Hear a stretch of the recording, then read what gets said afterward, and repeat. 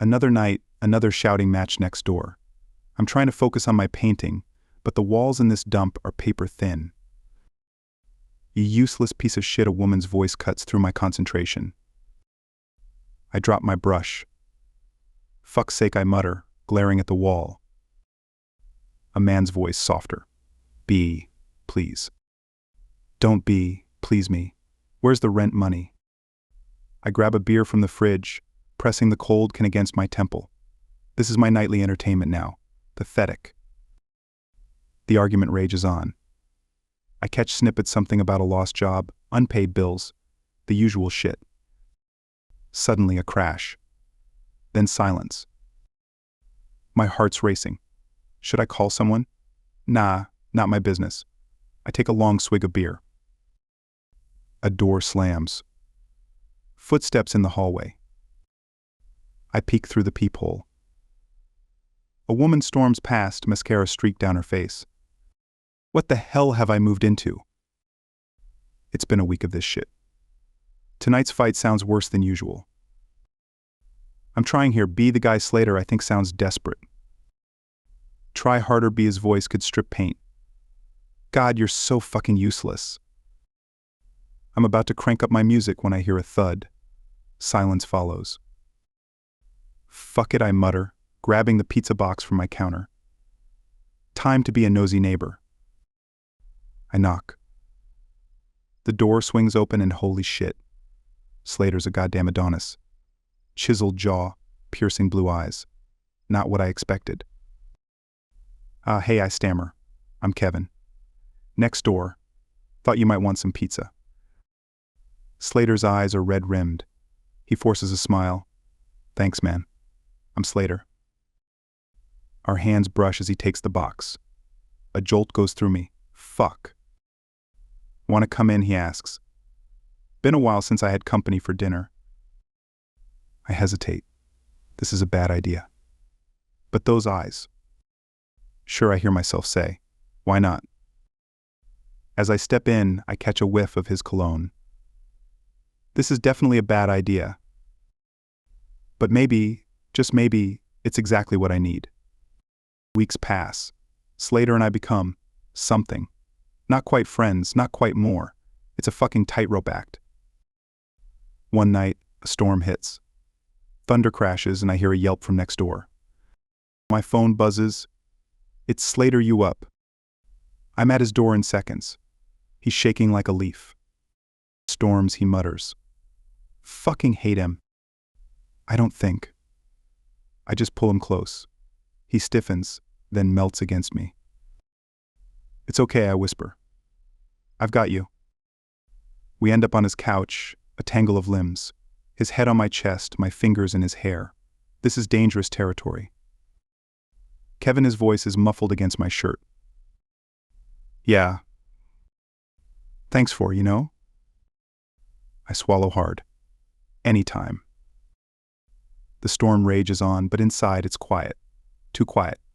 I can hear my heart pounding. Can he? Slater, I start, not sure what I'm going to say. The door flies open. B stands there, soaking wet and furious.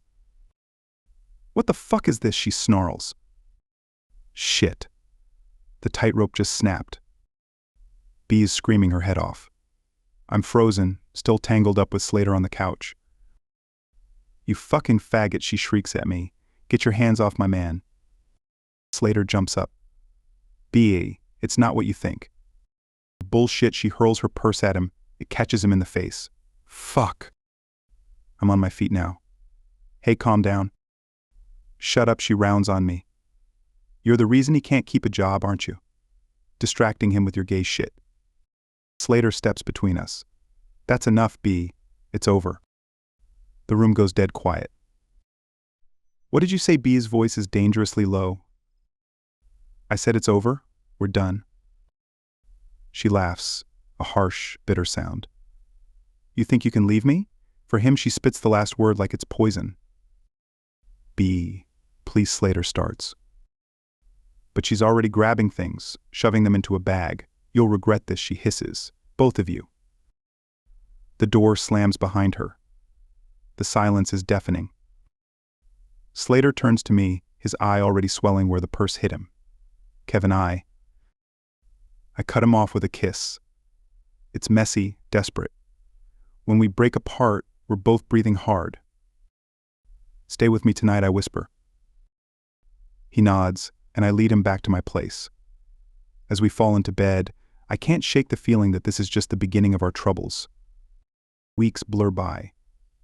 Slater and I are in our own little world. It's fucking bliss. We're sprawled on my couch, half-dressed, when my phone buzzes. It's my boss. Kevin? There's a woman here. Says she knows you. B. My blood runs cold. Shit. Slater, we've got trouble. We race to my workplace. B is there, mascara streaked, looking like hell. There they are, she shrieks. The cheaters. My boss, Jim, looks confused. Kevin, what's going on? Before I can speak, B launches into a tirade. This faggot stole my man. They've been fucking behind my back for months. Slater steps forward. That's not true. We didn't. Shut up, B screams. She turns to Jim. You can't trust him. He's a liar, a cheat. He'll ruin your business. Jim's face hardens. I'm going to have to ask you to leave. What B looks shocked. Now Jim says firmly, or I'm calling the cops. As security escorts her out, she's still screaming threats. Jim turns to us. Boys, take the rest of the day off. Sort this out. Back at my place, Slater collapses on the couch. Fuck. Kevin, I'm so sorry. I sit beside him, my head spinning. It's not your fault. He looks at me, eyes pained. What are we going to do? I take his hand. We're going to face this, together. As I pull him close, I can't shake the feeling that B is not done with us yet. Not by a long shot. A week later, there's a pounding on our door. It's Freddie, our landlord, looking grim. Boys, we need to talk, he says. Slater tenses beside me. What's wrong? Freddie sighs. B's been making accusations. Says you two are disrupting the building, engaging in immoral behavior. That's bullshit, I snap. I know, Freddie says, holding up his hands. But she's threatening legal action. Slater's face goes pale. Fuck. Just then, B's voice echoes down the hallway. See? There they are. The degenerates.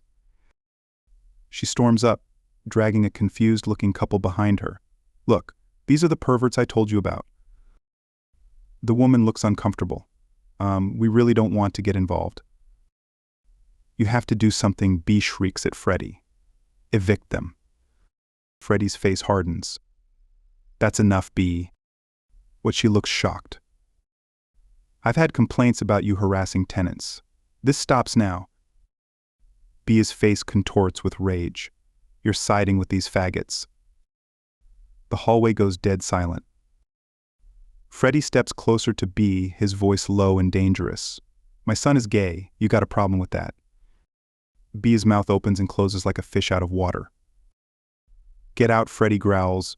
You're banned from the premises. As B is dragged away by security, screaming threats, I feel Slater's hand slip into mine. You okay? I whisper. He nods, but I can feel him shaking. This isn't over. Not by a long shot. The next morning, my phone blows up, notifications flooding in. Slater, wake up, I shake him. Something's happened. We huddle over my phone, scrolling through a shitstorm on Facebook. B has gone nuclear. Fuck, Slater breathes. She's telling everyone I cheated on her, with you. I keep reading, my stomach turning. She's saying we. Fuck Slater, she's accusing us of some nasty shit. Slater's phone starts ringing. It's his boss. Hello, his face goes pale. No, sir, that's not. I understand. Yes, I'll be there. He hangs up, looking shell-shocked. They want me to come in, to discuss my position. Shit, I mutter. What are we gonna do? Before Slater can answer, there's a ping from his phone. A comment on B's post. From his sister. B. Stop lying, I read aloud. We all know you can't have kids. Your pregnancy claims are bullshit. More comments flood in. Bea's family, her friends, all calling her out. Holy shit, Slater whispers. They're exposing her. We watch in real time as Bea's lie unravels, her own circle turning against her. Slater looks at me, a glimmer of hope in his eyes. Maybe this is the end of it. I pull him close, but I can't shake this uneasy feeling. Maybe I say, but let's not celebrate yet. As Slater heads out to face his boss, I can't help but wonder what's Bea's next move. I'm pacing our apartment, waiting for Slater to return from his meeting. My phone buzzes, it's him. Kevin, get down here. Now. I race downstairs. The scene outside our building is chaos. Slater's standing there looking shell-shocked. And there's Bea, being held back by security guards. You ruined my life, she's screaming at Slater. I'll destroy you. I push through the crowd. What the fuck happened? Slater's voice is shaky. She showed up at my work, started throwing things, screaming about how I'd stolen her future. Bea spots me. You, she shrieks. This is your fault too. A man in a suit approaches us. Mr. Walker? I'm Robert Chen, CEO of Walker Associates. Slater stiffens. Sir, I can explain. Chen cuts him off. No need, we've been monitoring this situation. MS Reynolds' behavior is unacceptable. He turns to Bea. MS Reynolds, consider this your formal termination. Your position at our firm has been terminated, effective immediately. Bea's face goes white. What? No, you can't. I can, and I have, Chen says coldly. Security will escort you off the premises. If you return, we'll press charges. As Bea is dragged away, still screaming, Chen turns back to us. Mr. Walker, take the rest of the week off. We'll see you Monday. As Chen walks away, Slater collapses against me.